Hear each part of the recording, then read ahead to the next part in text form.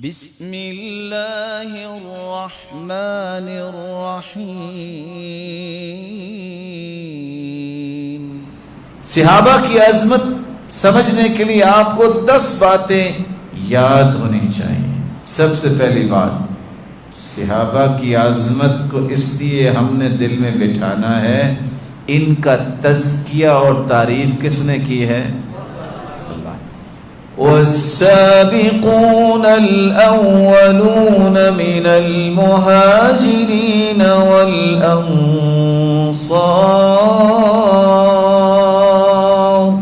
والذين اتبعوهم بإحسان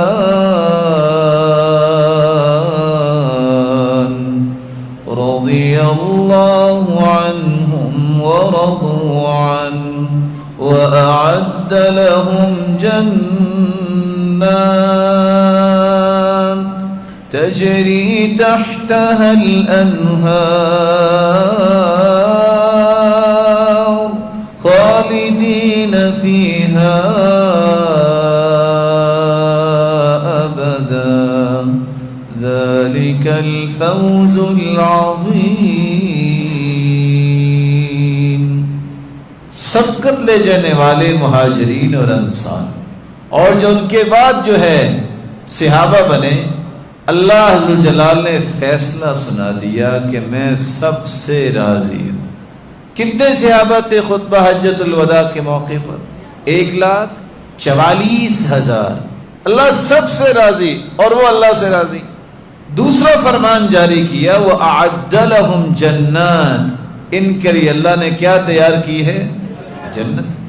تجری تحتها الانہار، ایسی جنتیں جس کے نیچے نہریں جاری ہیں۔ چوتھا فرمان، خالدین فیہا ابدا، چند دنوں کے لیے نہیں، اللہ نے صحابہ کو ہمیشہ ہمیشہ کی جنت کا سرٹیفکیٹ دے دیا۔ دوسرا نقطہ، اس لیے ان کی عظمت کو سمجھنا ہے کہ اس جیسی ہستیاں اللہ نے پیدا ہی نہیں کی۔ صحیح بخاری کی روایت، صحابی نے سوال کیا اللہ کے رسول، ای الناس خیر، لوگوں میں سب سے بہترین لوگ کون ہیں؟ آپ صلی اللہ علیہ وسلم نے فرمایا، قرنی، جو میرے دور میں لوگ ہیں نا صحابہ، وہ کائنات کے سب سے بہترین لوگ۔ ثم الذین یلونہم، پھر جو میرے دور کے بعد آئیں گے، یعنی تابعین۔ ثم الذین یلونہم، پھر جو اس دور کے بعد آئیں گے، تبع تابعین۔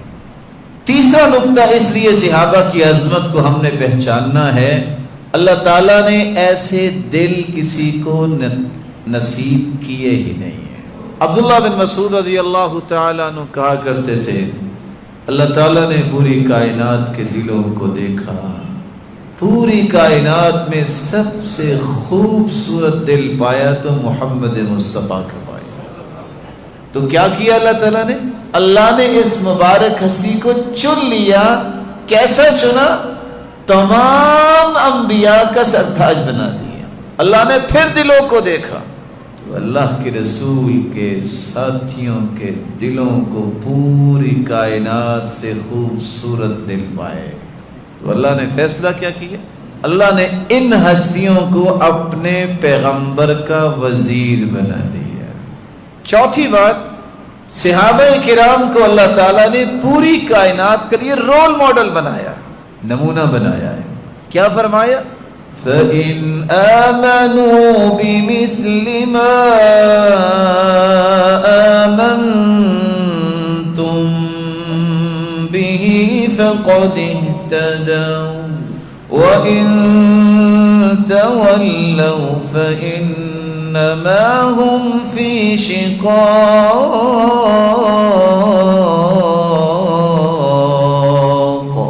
فَسَيَكْفِيكَهُمُ اللَّهُ وَهُوَ السَّمِيعُ الْعَلِيمُ۔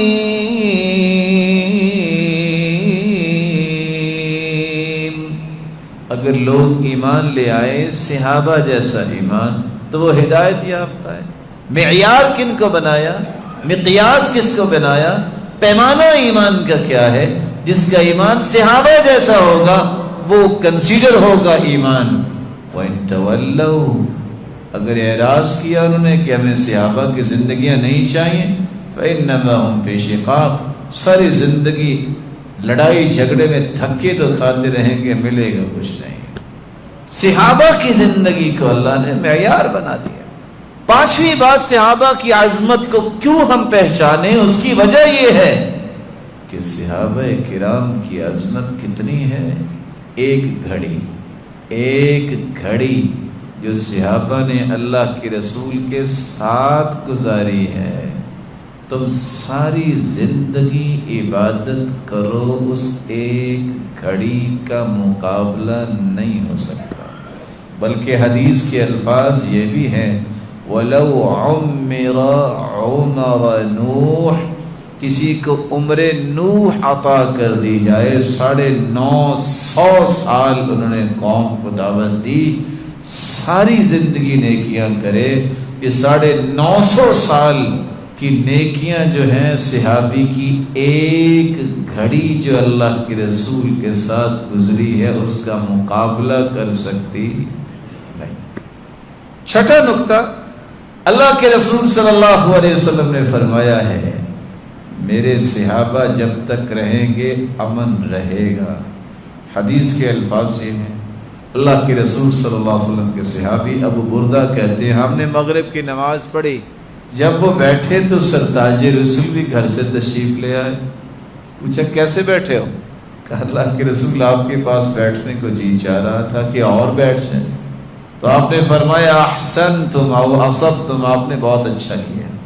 پھر آپ نے اپنا چہرہ انور آسمان کی طرف اٹھایا اور اللہ کے رسول نے فرمایا ستارے یہ آسمان کے لیے امنا ہے, آسمان امن میں ہے اس وقت تک جب تک ستارے ہیں. جس دن ستارے جھڑ جائیں گے, گر جائیں گے, آسمان بھی ٹکڑے ٹکڑے ہو جائے گا. وَأَنَا أَمَنَةٌ لِأَصْحَابِي, میں اپنے صحابہ کے لیے امن کا ایک پیغام ہوں. جس دن میں دنیا سے چلا گیا تو اس وقت مشکلات اور مصیبتیں آ جائیں گی میرے صحابہ, اور میرے صحابہ یہ امین ہیں لِأُمَّتِي, میری امت کے. جس دن صحابہ دنیا سے چلے گئے تو میری امت پہ وہ فتنے آئیں گے جن کے بارے میں تمہیں بتا چکا ہوں. یہ صحابہ تھے جس کی وجہ سے فتنے رکے ہوئے تھے. ساتواں پہلو, آپ صلی اللہ علیہ وسلم نے فرمایا جب تک صحابہ رہیں گی خیر اور برکت رہے گی. مسلمانوں تم میں اس وقت تک خیر اور برکت رہے گی جب تک کوئی ایک شخص بھی ایسا رہے گا اس قوم میں جس نے مجھے دیکھا اور اس نے میری صحبت اختیار کی. رسول اللہ صلی اللہ علیہ وآلہ وسلم کی یہ روایت جو ہے سلسلہ صحیحہ میں موجود ہے. آٹھواں نقطہ, فتح اور کامیابی اور کامرانی اللہ تمہیں عطا کرتے رہیں گے جب تک صحابی تابعی تبع تابعی رہیں. حدیث کے الفاظ ہیں, حدیث صحیح بخاری اور مسلم کی ہے 3449 اور صحیح مسلم میں 208. اللہ کے رسول صلی اللہ علیہ وسلم نے فرمایا یأتی علی الناس زمان, لوگوں ایک وقت آنے والا ہے فیغزو فئام من الناس, لوگ جہاد کریں گے اور جو دشمن ہوگا جو کافر ہوں گے وہ سوال کریں گے کیوں بھی تمہارے لشکر میں کوئی صحابی تو نہیں ہے؟ کہیں گے ہاں ایک صحابی بھی ہے. اللہ ایسا روک ڈالیں گے مسلمانوں کو فتح ہو جائے گی. کامیابی چاہیے, فتح چاہیے, آج بھی صحابہ کے مشن پہ آنا پڑے. نواں نقطہ, یہ ایسی عظیم ہستیاں ہیں جن کی عظمت کو پہچاننا ضروری ہے. ان کے تذکرے تو قرآن نے نہیں کیے بلکہ تورات اور انجیل نے بھی کیے. محمد صلی اللہ علیہ وسلم اللہ کے رسول ہیں, جو اس کے ساتھی ہیں وہ کافروں پہ تو بڑے سخت ہیں, رحماء بینہم, لیکن آپس میں بڑے ہی نرم ہیں. ان کے اوصاف کیا ہیں؟ جب بھی دیکھو رکوع میں کھڑے ہیں, سجدن, سجدے کر رہے ہیں. مقصد کیا ہے؟ وہ اللہ کی رضا چاہتے ہیں اور اللہ سے فضل مانگ. ان کی عبادات کی نشانیاں ان کے چہروں سے نظر آتی، سجدے کر کر کے نشان پڑ گئے۔ یہ مثال تو تورات میں بھی اللہ نے ذکر کیا اور ان کی مثال تو انجیل میں بھی ہے۔ کتنی عظیم ہستیاں ہیں کہ ان کے اوصاف اللہ نے قرآن سے پہلے کہاں کہاں ذکر کیے ہیں، تورات میں بھی اور انجیل میں۔ 10واں نقطہ، واحد صحابہ ہیں، سب سے پہلے 4 انعامات کا اعلان ان کے لیے اللہ نے کیا ہے۔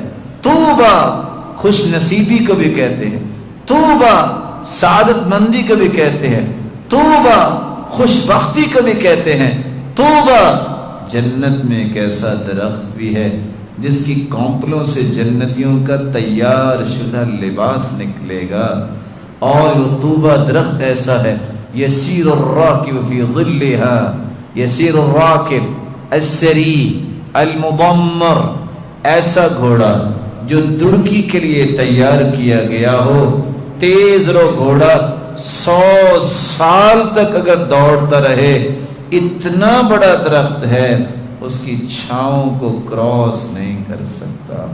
اتنی بڑی جنت کے سب سے پہلے حقدار کون ہیں؟ طوبی لمن رآنی، وہ حقدار ہیں جنہوں نے اللہ کے پیغمبر کو دیکھا اور ایمان لایا۔ تو سب سے پہلے اتنے بڑے انعامات کے حقدار کون ٹھہرائے گئے؟ صحابہ کرام۔ أشهد أن لا